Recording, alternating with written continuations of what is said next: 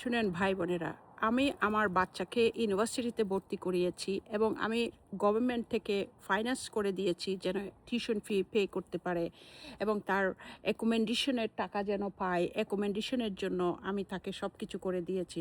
আমি তো আমার সন্তানকে ঘর থেকে বের করে দিই নেই। আমি তো বলি নেই যে তুমি বের হয়ে যাও।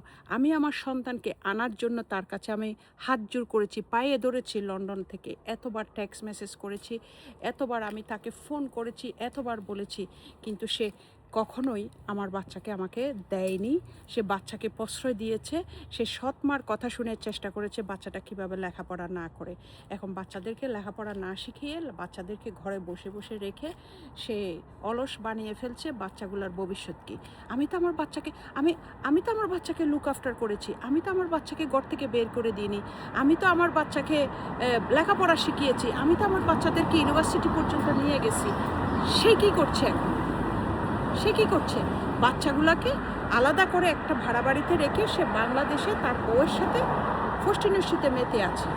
ভাই বোনেরা দেখেন, তাহলে একটা বাচ্চা, আমরা জানি স্বামী স্ত্রী ডিভোর্স হলে বা সেপারেশন হলে বাচ্চা হয় মার কাছে থাকে, নত বাবার কাছে থাকে। কিন্তু আমার বাচ্চা কার কাছে আছে আপনারা ভাই বোনেরা বলেন আমাকে? আমার বাচ্চাটা কার কাছে আছে? আমার বাচ্চার মাথার উপরে কোনো শেল্টার নেই। আমার বাচ্চার মাথার উপরে কোনো শেল্টার নেই। আমার বাচ্চার না আছে বাবা, না আছে মা, আমার বাচ্চার কেউ নেই। কেন আমার বাচ্চাগুলোকে আমার কাছ থেকে আলাদা করলো? আমার বাচ্চাগুলোকে বিয়ে দেওয়া পর্যন্ত কেন আমার কাছে রাখেনি? আমার বাচ্চাগুলোকে বিয়ে দেওয়ার পরে সেটা আমার উপরে প্রতিশোধ নিতে পারতো, তাই না? আমার উপরে প্রতিশোধ নেই। আমার কিন্তু এমনি টর্চার করছে, এমনি জ্বালাচ্ছে। দেখেন আজকে ফেসবুকে নিয়ে এসেছে। আমি তো তার নামে কোনোদিন কোনো বদনাম করিনি, কোথাও কেউ বলতে পারবে না। আর এখন তো আমি সবার কাছে একদম ওপেনলি বলছি, কিন্তু এখন আমি অরিজিনাল ওর যে খারাপ, ওর যে 2 নম্বরই, ওই কথাগুলো আমি এখনও বলিনি। তবে ও আমাকে যত বলাবো, ওই যে বললাম না যে আমাকে যখন পোড়াবে, মানুষ যখন আগুনে পুড়বে, তখন তার যখন জ্বলানি শুরু হবে না, আগুনের জ্বলন্ত, তখন সে তো উফ করে উঠবে, তাই না? সে তো উফ করে উঠবেই। সো আমাকে জ্বলাচ্ছে, সো আমার গায়ে আগুনের সেক লাগছে, আগুনে জ্বলতে জ্বলতে আমি কয়লা হচ্ছি। সো আমার তো ব্যথা লাগছে, যেহেতু আমি তো উফ করবোই, এটাই তো স্বাভাবিক, তাই না? কিন্তু আমার এখনও যত কিছু বলা দরকার, আমার দেখেন আইনত ব্যবস্থা নেওয়া দরকার। আমাকে অথরিটি বলছে যে তুমি এগুলো করো, এগুলো করো। আমি এগুলাতে নাই, আমি করছি না। কারণ সে আমার বাচ্চার বাপ এবং আমার বাচ্চারাও আমি ভালোবাসি। আমি চাই সুন্দর একটা সমঝোতা। আমির খান যেভাবে থাকছে, হুমায়ুন আহমেদ যেভাবে থাকছে, মানুষ আরও যারা বিয়ে করছে, ইসলামে যেভাবে বলছে, আমি চাই সে আমার বাচ্চাদের সাথে ভালো থাকুক, আমার বাচ্চাদের আমাকে দেখাশোনা করার সুযোগ দিক এবং আমার বাচ্চারা লেখাপড়া করুক, আমার বাচ্চারা নামাজ দোয়া পড়ুক, আমার বাচ্চারা সুন্দর জীবনযাপন করুক। এটাই হচ্ছে আমার চাওয়া। সে 6 মাস আমার বাচ্চার সাথে ইংল্যান্ডে থাকুক এবং 6 মাস ওই বেটির সাথে থাকুক, ওই বাচ্চার সাথে থাকুক, কোনো সমস্যা নেই। বিয়ে যেহেতু করে ফেলেছে, সো ঠিক আছে, ওকে ফাইন। বিয়ে যেহেতু করে ফেলেছে, সো সে ওইখানে 6 মাস থাকুক আর এইখানে 6 মাস থাকুক। আমার কাছে থাকার দরকার নাই। রে বোন রে সতীন, তুই আবার মনে করিস না তোর জামাইরে নিয়ে আমি কুতু করবে।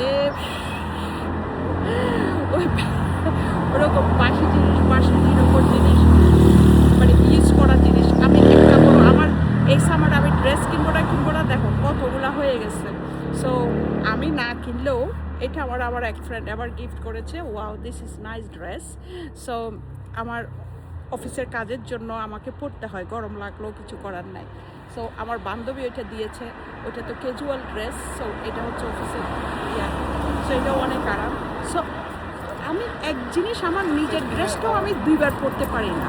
আমার নিজের যে ড্রেস সেটাও আমি 2 বার পরতে পারি না, সময়ে হয় না।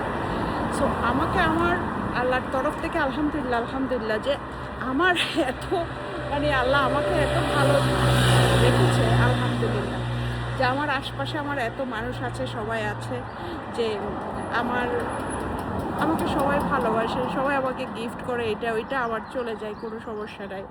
সো আমার চিন্তা তো আমি করি না, আমি আমার বাচ্চাগুলোর চিন্তা করছি, কারণ আমার তো জীবন শেষের দিকে, তাই না?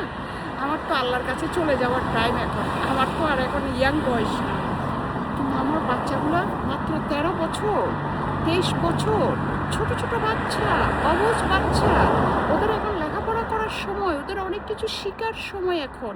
আমি আমার বাচ্চাগুলোকে সুইমিং থেকে শুরু করে, বিভিন্ন গানের অনুষ্ঠান থেকে শুরু করে, নামাজ দোয়ার থেকে শুরু করে সমস্ত কিছু আমি পরিপূর্ণ করেছি। তখন সে কোথায় ছিল? যখন আমার বাচ্চাগুলো ছোট ছিল, তখন সেই লোকটা কোথায় ছিল? ভাই বন্ধুরা, আপনারা একটু বলেন। এখন আমার কথা হচ্ছে যে, যেটা হয়েছে হয়েছে, বিয়ে করছে, আমি আগেও বলেছি তুমি বিয়ে করেছো, ওকে ফাইন, কোনো সমস্যা নেই।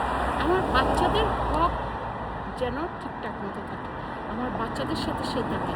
আমার বাচ্চারা এখানে বিপদে, অতরটিকে নিয়ে আমার বাচ্চারা সমস্যা, আমি চাই সে আমার বাচ্চাদের সাথে আসুক, লন্ডনে আসুক, আমার বাচ্চাদের সাথে থাকুক। দ্যাটস ইট, আমি আর কিছু চাই না।